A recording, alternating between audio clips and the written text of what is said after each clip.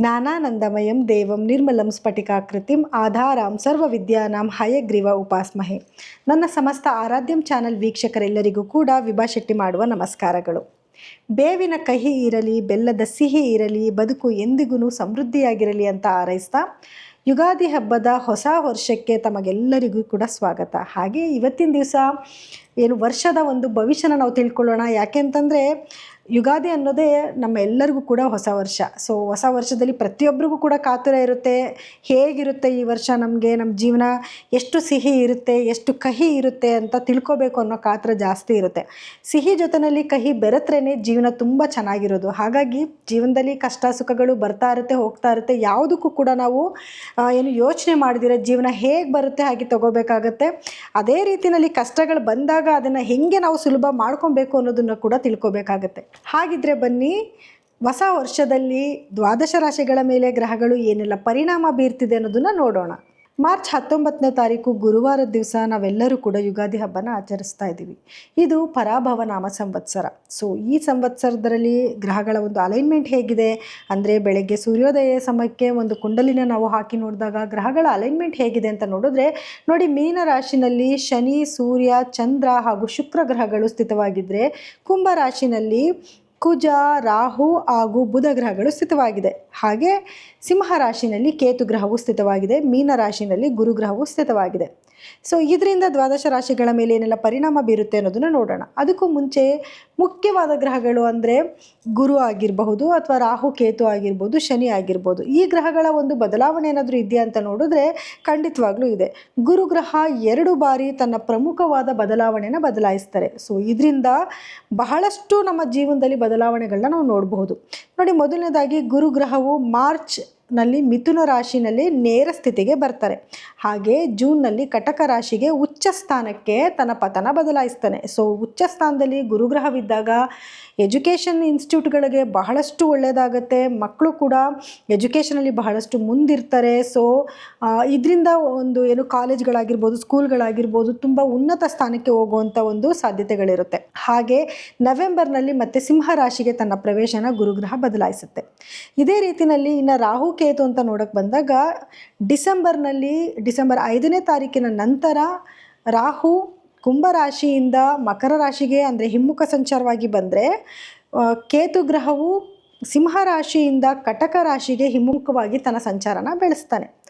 So ಇದು ಪ್ರಮುಖವಾದ ಒಂದು ಬದಲಾವಣೆ. ಇನ್ನು ಶನಿಗ್ರಹ ಅಂತ ತಗೊಂಡಾಗ ಶನಿಗ್ರಹ ಇಡೀ ವರ್ಷವೂ ಕೂಡ ಮೀನರಾಶಿನಲ್ಲೇ ಸ್ಥಿತವಾಗಿದ್ದರೂ ಕೂಡ ಸಣ್ಣ ಬದಲಾವಣೆ ಅಂದರೆ ಜುಲೈ ಟು ನವೆಂಬರ್ವರೆಗೂ ಕೂಡ ಹಿಮ್ಮುಖ ಸಂಚಾರನ ಮಾಡ್ತಾನೆ. ಸೊ ಅವಾಗ ಏನಾಗುತ್ತೆ ಅಂದರೆ, ಕೆಲವು ಬಾಕಿ ಇರುವಂಥ ಕೆಲಸಗಳೆಲ್ಲನೂ ಕೂಡ ಚಾಲ್ತಿಗೆ ಬರ್ತವೆ. ಅಂದರೆ ಹಳೆ ಕೇಸು ರಿಓಪನ್ ಆಗುವಂಥದ್ದಾಗಿರ್ಬೋದು, ಅಥವಾ ಯಾವುದೋ ಕೆಲಸಗಳು ಇನ್ನೂ ಮಾಡಿಲ್ಲ, ಕೆಲಸಗಳು ಸ್ಥಗಿತ ಆಗಿದ್ದಾವೆ, ವರ್ಷಾನುಗಟ್ಟಲೆ ನಿಂತೋಗಿದೆ ಅನ್ನೋ ಕೆಲಸಗಳನ್ನು ಕೂಡ ನಡೆಯುವಂಥ ಒಂದು ಸಾಧ್ಯತೆಗಳು ಜಾಸ್ತಿ ಇರುತ್ತೆ.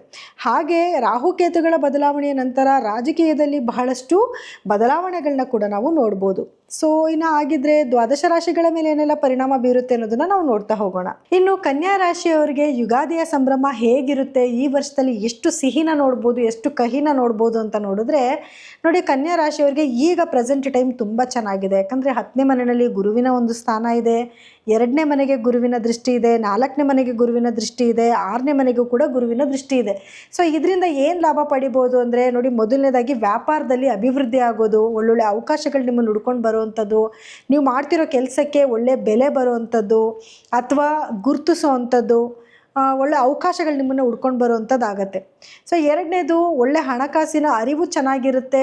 ಏನಾದ್ರು ಸೇವಿಂಗ್ಸ್ ಮಾಡೋದಕ್ಕೆ ಕೆಲವು ಅವಕಾಶಗಳು ನಿಮಗೆ ಬರುತ್ತೆ.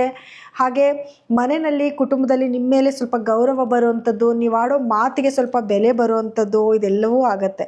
ಹಾಗೆ ನೀವೇನಾದರೂ ಭೂಮಿ ತೊಗೋಬೇಕು ಅಂದ್ಕೊಂಡಿದ್ರೆ ಭೂಮಿ ತೊಗೊಳಕ್ಕೆ ಒಂದು ಒಳ್ಳೆಯ ಅವಕಾಶಗಳು ಬರುತ್ತೆ.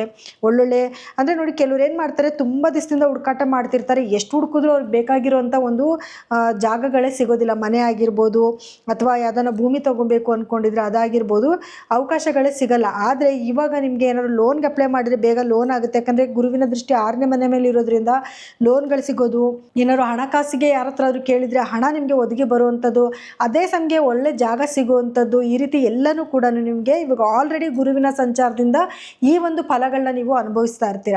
ಹಾಗೆ ಗುರು ನಿಮ್ಮ 10ನೇ ಮನೆಯಿಂದ 11ನೇ ಮನೆಗೆ ಬಂದಾಗ ಗುರುಬಲ ಬರುತ್ತೆ.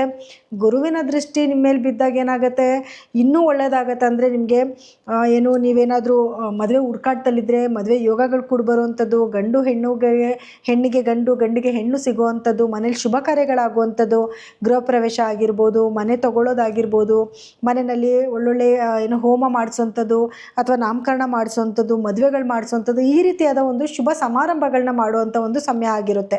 ಸೊ ಈ ಸಮಯದಲ್ಲಿ ನಿಮಗೆ ವ್ಯಾಪಾರದಲ್ಲಿ ಅಭಿವೃದ್ಧಿ ಆಗುವಂಥದ್ದು, ನೀವೇನಾದರೂ ವರ್ಕ್ ಮಾಡ್ತಾ ಇದ್ದರೆ ವರ್ಕಲ್ಲಿ ನಿಮಗೆ ಪ್ರಮೋಷನ್, ಇವಾಗ ಆಲ್ರೆಡಿ ಪ್ರಮೋಷನ್ ಎಲ್ಲ ಆಗುವಂಥ ಒಂದು ಟೈಮೇ ನಿಮ್ಮ ಕೆಲಸನ ಗುರುತಿಸುವಂಥ ಒಂದು ಸಮಯ ಕೂಡ ಆಗಿರುತ್ತೆ. ಸೊ ಗುರುಬಲದಿಂದ ನೀವು ಎಲ್ಲನೂ ಕೂಡ ಸಿಗುವಂಥ ಒಂದು ಟೈಮ್ ಆಗಿರುತ್ತೆ. ಅದೇ ರೀತಿಯಲ್ಲಿ ಗುರುವಿನ ಸಂಚಾರ ನಿಮ್ಮ 12ನೇ ಮನೆಗೆ ಬಂದಾಗ ಸ್ವಲ್ಪ ನಿಮಗೆ ಲಾಸಸ್ನ ಇಂಡಿಕೇಟ್ ಮಾಡುತ್ತೆ. ಲಾಸಸ್ ಯಾವ ರೀತಿ ಅಂತಂದರೆ ಅಧಿಕವಾದ ಖರ್ಚಾಗುವಂಥದ್ದು. ಸಂಪಾದನೆ ಚೆನ್ನಾಗಿದೆ, ತುಂಬ ಚೆನ್ನಾಗಿ ಹಣ ಬರ್ತಿದೆ, ಕಷ್ಟಪಡ್ತಿದ್ದೀರಾ, ಕೆಲಸ ಮಾಡ್ತಿದ್ದೀರಾ, ಆದರೆ ಖರ್ಚು ಜಾಸ್ತಿ ಆಗ್ತಿರುತ್ತೆ. ಮನೇಲಿ ಒಂದು ಶುಭ ಕಾರ್ಯ ಮಾಡಬೇಕು ಅಂತಂದರೆ ಹಣದ ಅರಿವು ಜಾಸ್ತಿನೇ ಇರಲೇಬೇಕಲ್ವ. ಹಾಗೆ ನೀವೇನು ಎಕ್ಸ್ಪೆಕ್ಟೇಷನ್ ಅಂದರೆ ನೀವೇನೋ ಒಂದು ಪ್ಲ್ಯಾನಿಂಗ್ಸ್ ಹಾಕ್ಕೊಂಡಿರ್ತೀರಾ, ಆ ಪ್ಲ್ಯಾನಿಂಗ್ಸ್ಗಿಂತ ಜಾಸ್ತಿ ಖರ್ಚಾಗುವಂಥದ್ದು. ಸೊ ಅದೊಂದು ಪ್ರಾಬ್ಲಮ್. ಆದರೆ ಇನ್ನೊಂದು ಕಡೆ ಆರೋಗ್ಯ ಸಮಸ್ಯೆಗಳು, ಆರೋಗ್ಯಕ್ಕೋಸ್ಕರ ಸ್ವಲ್ಪ ಹಣ ಖರ್ಚು ಮಾಡುವಂಥದ್ದು, ನೀವು ಎಕ್ಸ್ಪೆಕ್ಟೇಷನ್ ಮಾಡದೇ ಇರುವಂಥ ಖರ್ಚುಗಳು ನಿಮ್ಮ ಮುಂದಕ್ಕೆ ಬರುವಂಥದ್ದು, ಅಥವಾ ಟ್ರಾವೆಲ್ ಮಾಡೋಕ್ಕೋಸ್ಕರ ಖರ್ಚು ಮಾಡುವಂಥದ್ದು, ಈ ರೀತಿಯಾದ ಒಂದು ಸಮಯ ಅದಾಗುತ್ತೆ. ಜೊತೆಗೆ ಯಾರನ್ನ ಹೊರದೇಶಕ್ಕೆ ಹೋಗಬೇಕು ಅಂದ್ಕೊಂಡಿದ್ರೆ ಹೊರದೇಶಕ್ಕೆ ಹೋಗೋಕ್ಕೆ ಅವಕಾಶಗಳು ಸಿಗುವಂಥದ್ದು, ಎಜುಕೇಷನ್ ಪರ್ಪಸ್ಗಾಗಿರ್ಬೋದು, ಅಥವಾ ದೇಶ ಸುಮ್ಮನೆ ಸುತ್ತೋಣ ಅಂತ ಆಗಿರ್ಬೋದು, ಕೆಲಸದ ಪರ್ಪಸ್ಗಾಗಿರ್ಬೋದು. ನೀವೇನಾದರೂ ತುಂಬ ದಿವಸಗಳಿಂದ ಪ್ರಯತ್ನ ಪಡ್ತಿದ್ರೆ ಗುರು ನಿಮ್ಮ 12ನೇ ಮನೆಗೆ ಅಂದರೆ ಸಿಂಹ ರಾಶಿಗೆ ಪ್ರವೇಶ ಮಾಡಿದ ನಂತರ, ಅಂದರೆ ನವೆಂಬರ್ನ ನಂತರ ನಿಮಗೆ ಈ ಅವಕಾಶಗಳು ನಿಮಗೆ ಬರುತ್ತೆ. ಇದೇ ರೀತಿಯಲ್ಲಿ ಇನ್ನು ಶನಿಯ ಒಂದು ಸ್ಥಾನಮಾನ ಅಂತ ನೋಡೋಕೆ ಹೋದಾಗ ಸಪ್ತಮದಲ್ಲಿ ಶನಿಯ ಒಂದು ಸಂಚಾರ ಇದೆ. ಇದರಿಂದ ಗಂಡ ಹೆಂಡತಿ ಮಧ್ಯದಲ್ಲಿ ಸ್ವಲ್ಪ ವೈಮನಸ್ಯಗಳು ಬರ್ತಾ ಇರುತ್ತೆ. ಆದರೆ ಗುರುವಿನ ದೃಷ್ಟಿ ಬಿದ್ದ ನಂತರ ಆ ಸಮಸ್ಯೆಗಳು ಸ್ವಲ್ಪ ಪರಿಹಾರ ಆಗುತ್ತೆ. ಒಬ್ಬರ ಮೇಲೆ ಒಬ್ಬರಿಗೆ ಗೌರವ ಬರೋದು, ಪ್ರೀತಿ ವಿಶ್ವಾಸ ಬರೋವಂಥದ್ದು ಆಗುತ್ತೆ. ಯಾಕಂದರೆ ಗುರು 5ನೇ ಮನೆ ಮೇಲೂ ಕೂಡ ಗುರುವಿನ ದೃಷ್ಟಿ ಬೀಳುತ್ತೆ. ಆವಾಗ ನಿಮ್ಮ ಗಂಡ ಹೆಂಡತಿ ಮಧ್ಯದಲ್ಲಿ ಬಾಂಡೇಜ್ ಚೆನ್ನಾಗಾಗುತ್ತೆ, ಮಕ್ಕಳ ಮಧ್ಯದಲ್ಲಿ ಪ್ರೀತಿ ವಿಶ್ವಾಸ ಜಾಸ್ತಿ ಆಗುತ್ತೆ. ಮದುವೆ ಯಾರೆಲ್ಲ ಮಾಡ್ಕೋಬೇಕು ಅಂತ ಅಂದ್ಕೊಂಡಿರೋರಿಗೆ ಮನೆಯಲ್ಲಿ ಮದುವೆ ಯೋಗಗಳನ್ನ ಕೂಡಿ ಬರುವಂಥದ್ದು, ಪ್ರೇಮಿಗಳ ಮಧ್ಯದಲ್ಲಿ ಬಾಂಡೇಜ್ ಚೆನ್ನಾಗಾಗುವಂಥದ್ದು, ಹೀಗೆಲ್ಲನೂ ಕೂಡ ಆಗುತ್ತೆ. ಅಥವಾ ಪಿತ್ರಾರ್ಜಿತ ಆಸ್ತಿ ಬರುವಂಥದ್ದು, ನಿಮ್ಮ ಹಿರಿಯರಿಂದ ನಿಮಗೆ ಶುಭ ಸುದ್ದಿಗಳನ್ನ ಕೇಳುವಂಥದ್ದು, ಇದೆಲ್ಲವೂ ಕೂಡ ಆಗುತ್ತೆ. ಕನ್ಯಾ ರಾಶಿಯವರಿಗೆ ಎಲ್ಲ ರೀತಿಯಿಂದನೂ ಒಂದು ಒಳ್ಳೆ ಸಮಯನೇ ಆಗಿರುತ್ತೆ. ಆದರೆ ಗುರುವಿನ ಸಂಚಾರದಲ್ಲಿ ಸ್ವಲ್ಪ ಸಮಸ್ಯೆಗಳನ್ನ ಎದುರಿಸಬೇಕಾಗುತ್ತೆ. ಅಂದರೆ ನವೆಂಬರ್ನ ನಂತರ ಸ್ವಲ್ಪ ಸಮಸ್ಯೆಗಳನ್ನ ನೀವು ಎದುರಿಸಬೇಕಾಗಿ ಬರುತ್ತೆ. ಜೊತೆಗೆ ರಾಹು ಕೇತುವಿನ ಸಂಚಾರ ಅಂತ ನೋಡಿದಾಗ ನೋಡಿ, ರಾಹು ನಿಮ್ಮ 6ನೇ ಮನೇಲಿ ಸಂಚಾರ ಮಾಡ್ತಿದ್ದು ತದನಂತರ 5ನೇ ಮನೆಗೆ ಬರ್ತಾನೆ. ಕೇತು ನಿಮ್ಮ 12ರಿಂದ 11ನೇ ಮನೆಗೆ ಹೋಗ್ತಾನೆ. ಆವಾಗ ಸ್ವಲ್ಪ ಸ್ಪಿರಿಚುವಲ್ ಟ್ರಾವೆಲ್ ಜಾಸ್ತಿ ಮಾಡ್ತೀರಾ. ಯಾರೆಲ್ಲ ಆಧ್ಯಾತ್ಮಿಕವಾದ ವರ್ಕ್ಗಳನ್ನ ಮಾಡ್ತಿದ್ದೀರಾ ಅವರಿಗೆ ಸ್ವಲ್ಪ ಒಳ್ಳೆ ಒಂದು ಫಲನ ನೋಡಬಹುದು. ಅಂದರೆ ನೀವೇನೆಲ್ಲ ಕಷ್ಟ ಪಡ್ತಾ ಇದ್ದೀರಾ, ಶ್ರಮಿಸ್ತಾ ಇದ್ದೀರಾ, ಆವಾಗ ನೀವು ಒಂದು ಜನಗಳಿಗೆ ಬೇಗ ಗುರುತಿಸೋದು, ನಿಮ್ಮ ಮಾತಿಗೆ ಬೆಲೆ ಬರುವಂಥದ್ದು, ಸ್ಪಿರಿಚುವಲ್ ಟ್ರಾವೆಲ್ ಮಾಡುವಂಥದ್ದು, ಕೆಲವು ಅಂದ್ಕೊಂಡಿರ್ತೀರಿ ಇಂಥ ಪ್ಲೇಸ್ಗೆ ಹೋಗಬೇಕು ಅಂತ ಹೋಗೋಕ್ಕಾಗಿರಲ್ಲ, ಆವಾಗ ನಿಮಗೆ ಒಳ್ಳೆ ಸಮಯಗಳು ಬರುತ್ತೆ. ಅಂದರೆ ಡಿಸೆಂಬರ್ನ ನಂತರ. ಇನ್ನು ರಾಹು 5ನೇ ಮನೆಗೆ ಬಂದಾಗ ಏನಾಗುತ್ತೆ ಅಂತಂದಾಗ ಮಕ್ಕಳ ಆರೋಗ್ಯದಲ್ಲಿ ಸ್ವಲ್ಪ ಏರುಪೇರು ಆಗುವಂಥದ್ದು, ಅಥವಾ ಇವಾಗ ನಾನು ಹೇಳಿದೆ 5ನೇ ಮನೆ ಮೇಲೆ ಗುರುವಿನ ದೃಷ್ಟಿ ಬೀಳುತ್ತೆ, ಆವಾಗ ಬಾಂಡೇಜ್ ಚೆನ್ನಾಗಿರುತ್ತೆ ಅಂತ. ಆದರೆ ಸ್ವಲ್ಪ ರಾಹು ಬಂದಾಗ ಏನಾಗುತ್ತೆ, ಜಗಳಗಳಾಗುವಂಥದ್ದು, ಈ ರೀತಿಯಾದ ಕೆಲವು ಸಮಸ್ಯೆಗಳಾಗುತ್ತೆ. ಆದರೆ ಪಿತ್ರಾರ್ಜಿತ ಆಸ್ತಿ ಹ್ಯೂಜಾಗಿ ಹಣ ಬರೋದು, ಹ್ಯೂಜಾಗಿ ಹಣ ಕಳ್ಕೊಳ್ಳೋವಂಥದ್ದು, ಇದು ಕೂಡ ಆಗ್ತಾ ಹೋಗ್ತಾ ಇರುತ್ತೆ. ಸೊ ಈ ಸಂದರ್ಭದಲ್ಲಿ ಸ್ವಲ್ಪ ನೀವು ಕೇರ್ಫುಲ್ ಆಗಿರಬೇಕು. ನೀವೇನಾದರೂ ಇನ್ವೆಸ್ಟ್ಮೆಂಟ್ ಮಾಡ್ತಾ ಇದ್ದೀರಾ ಅಂತಂದರೆ ಆ ಟೈಮಲ್ಲಿ ಸ್ವಲ್ಪ ನೋಡಿಕೊಂಡು ಮುಂದುವರಿಯೋದು ಒಳ್ಳೆಯದಾಗುತ್ತೆ. ಇನ್ನು ಬೇರೆ ಗ್ರಹಗಳ ಅಲೈನ್ಮೆಂಟ್ ಅಂತ ಬಂದಾಗ ಆಯಾ ತಿಂಗಳಲ್ಲಿ ಕೆಲವೊಂದು ಬದಲಾವಣೆಗಳನ್ನ ನೀವು ನೋಡ್ಬೋದು. ಓವರಾಲ್ ಆಗಿ ನೋಡಿದಾಗ ಕನ್ಯಾ ರಾಶಿಯವರಿಗೆ ಆಲ್ಮೋಸ್ಟ್ ಎಲ್ಲ ರೀತಿಯಿಂದನೂ ಒಳ್ಳೆಯದಾಗಿರುತ್ತೆ. ಆರೋಗ್ಯ ಸಮಸ್ಯೆ ಆಗಬಹುದು ಅನ್ನೋದು ಬಿಟ್ಟರೆ, ಖರ್ಚು ಜಾಸ್ತಿ ಆಗುತ್ತೆ ಅನ್ನೋದು ಬಿಟ್ಟರೆ ಬಾಕಿ ಎಲ್ಲ ರೀತಿಯಿಂದನೂ ಚೆನ್ನಾಗೇ ಇರುತ್ತೆ. ಇನ್ನು ಯಾರು ಎಜುಕೇಷನ್ ಪರ್ಪಸ್ ಅಂತ ಬಂದಾಗ ಮಕ್ಕಳಿಗೆ ಎಜುಕೇಷನಲ್ಲಿ ಬಹಳಷ್ಟು ಮುಂದಿರ್ತಾರೆ. ಹಾಗೆ ರೈತರಿಗೂ ಕೂಡ ಎಲ್ಲ ರೀತಿಯಿಂದ ಅನುಕೂಲಗಳಾಗುತ್ತೆ. ಸೊ ನವೆಂಬರ್ನ ನಂತರ ಸ್ವಲ್ಪ ಕೇರ್ಫುಲ್ ಆಗಿರಬೇಕಾಗತ್ತೆ. ಏನಾದರೂ ಬೆಳೆಗಳು ಹಾಕ್ತಿದ್ದೀರಾ ಅಂತಂದರೆ ಆ ಸಮಯದಲ್ಲಿ ಸ್ವಲ್ಪ ನೀವು ನೋಡಿಕೊಂಡು ಮುಂದುವರಿಯೋದು ಒಳ್ಳೆಯದು. ಇನ್ನು ಪರಿಹಾರವಾಗಿ ಏನು ಮಾಡ್ಕೋಬೇಕು ನಿಮ್ಮ ರಾಶಿಯವರು ಅಂತಂದರೆ ನೋಡಿ, ಮೊದಲನೇದಾಗಿ ನೀವು ಪ್ರತಿದಿನವೂ ನೀವು ವಿಷ್ಣು ಸಹಸ್ರನಾಮ ಕೇಳುವಂಥದ್ದು, ವರ್ಷಕ್ಕೆ ಒಂದು ಸತಿನಾದರೂ ವಿಷ್ಣುವಿಗೆ ಸಂಬಂಧಪಟ್ಟಿರುವಂಥ ದೇವಸ್ಥಾನಗಳಿಗೆ ಹೋಗುವಂಥದ್ದಾಗಿರ್ಬೋದು, ತಿರುಪತಿ ವೆಂಕಟೇಶ್ವರನಿಗಾಗಿರ್ಬೋದು, ಜಗನ್ನಾಥನ ದೇವಸ್ಥಾನಕ್ಕಾಗಿರ್ಬೋದು, ವಿಷ್ಣುಗೆ ಸಂಬಂಧಪಟ್ಟಿರುವಂಥ ಯಾವುದಾದ್ರೂ ಒಂದು ಪ್ರಸಿದ್ಧವಾದ ದೇವಸ್ಥಾನಕ್ಕೆ ಒಂದು ಸತಿನಾದರೂ ಈ ವರ್ಷದಲ್ಲಿ ಹೋಗಿ ಏನಾದರೂ ನಿಮ್ಮ ಕೈಲಿ ಸಾಧ್ಯ ಆಗಿದ್ದ ಸೇವೆಗಳನ್ನ ಕೊಟ್ಟು ಬರುವಂಥದ್ದು.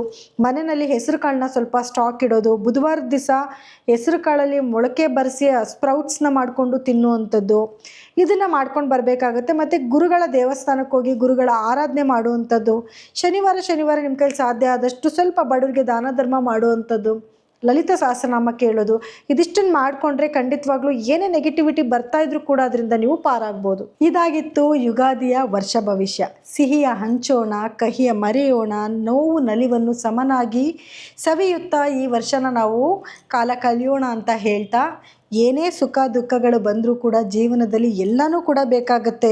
ಬರೀ ಖುಷಿನೇ ಅನುಭವಿಸೋಕ್ಕಾಗಲ್ಲ, ಹಾಗಂತ ಬರೀ ದುಃಖನೇ ಅನುಭವಿಸೋಕ್ಕಾಗಲ್ಲ, ಎರಡೂ ಕೂಡ ನಮ್ಮ ಜೀವನದಲ್ಲಿ ಬೇಕು. ಸಿಹಿ ಜಾಸ್ತಿ ಇದ್ದು ಕಹಿ ಕಮ್ಮಿ ಆಗಲಿ ಅಂತ ಆಶಿಸ್ತಾ ಈ ಒಂದು ವರ್ಷ ಭವಿಷ್ಯನ ನಾನು ಮುಗಿಸ್ತಾ ಇದ್ದೀನಿ. ಆದರೆ ಈ ಒಂದು ಫಲಗಳಲ್ಲಿ ನಿಮಗೇನಾದರೂ ಬದಲಾವಣೆ ಕಾಣಿಸ್ತಿದೆ ಅಂತಂದರೆ ಖಂಡಿತವಾಗ್ಲೂ ನಿಮ್ಮ ವೈಯಕ್ತಿಕ ಜಾತಕನ ಒಮ್ಮೆ ಪರಿಶೀಲನೆ ಮಾಡಿಸ್ಕೊಳ್ಳಿ. ಅದರಲ್ಲಿರುವಂಥ ಗ್ರಹಗತಿಗಳಾಗಿರ್ಬೋದು ಅಥವಾ ನಿಮಗೆ ನಡೀತಿರುವಂಥ ದಶಭುಕ್ತಿಗಳಾಗಿರ್ಬೋದು, ಅದಕ್ಕೆ ತಕ್ಕ ಪರಿಹಾರಗಳನ್ನ ಮಾಡಿಕೊಂಡು ಈ ವರ್ಷದಲ್ಲಿ ಎಲ್ಲನೂ ಶುಭನೇ ನೋಡಿ ಅಂತ ನಾನು ಹಾರೈಸ್ತೀನಿ. ಹಾಗಾಗಿ ನೀವೇನಾದರೂ ನಮ್ಮಲ್ಲಿ ನಿಮ್ಮ ಜಾತಕಗಳನ್ನ ತೋರಿಸ್ಕೋಬೇಕು, ನಿಮಗೇನಾದರೂ ಪರಿಹಾರಗಳು ಬೇಕು ಅಂತ ಅನ್ನೋದಾಯಿತು ಅಂದರೆ ಸ್ಕ್ರೋಲ್ ಆಗ್ತಿರೋಂಥ ನಮ್ಮ ನಂಬರ್ಗೆ ಕರೆ ಮಾಡಿ ನೀವು ಅಪಾಯಿಂಟ್ಮೆಂಟ್ನ ಫಿಕ್ಸ್ ಮಾಡ್ಕೋಬಹುದು. ಸೊ ಇದಾಗಿತ್ತು ಈ ಒಂದು ಯುಗಾದಿಯ ಒಂದು ವರ್ಷ ಭವಿಷ್ಯ. ಇನ್ನು ಮತ್ತೆ ವಿಶೇಷವಾದ ಒಂದು ಕಾರ್ಯಕ್ರಮಗಳಲ್ಲಿ ಮತ್ತೆ ನಾನು ನಿಮಗೆ ಸಿಗ್ತೀನಿ. ಎಲ್ಲರಿಗೂ ಕೂಡ ನನ್ನ ಧನ್ಯವಾದಗಳು.